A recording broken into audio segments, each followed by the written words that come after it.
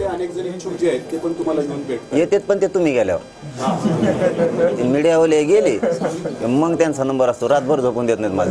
देवेंद्र फडणवीसची जी वागण्याची पद्धत आहे ना, जी द्वेष आहे ना, तो त्यांच्या मुळावर आला भाजपचे.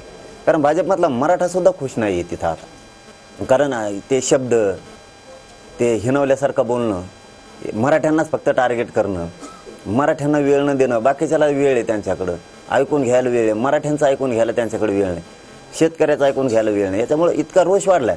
त्यातल्या त्यात त्यांचे माझे आमदार हे तर पुरते कदारले, पूर्ण कदरून गेले.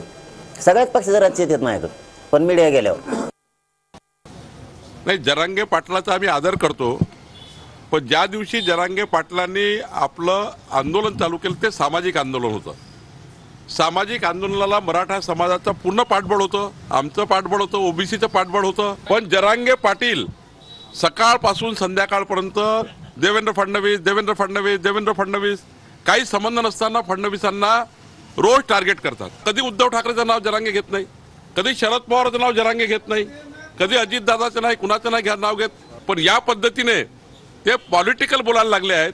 113 पाडू, याला पाडू, गिरीश महाजनला पाडू, याला पाडू, त्याला पाडू.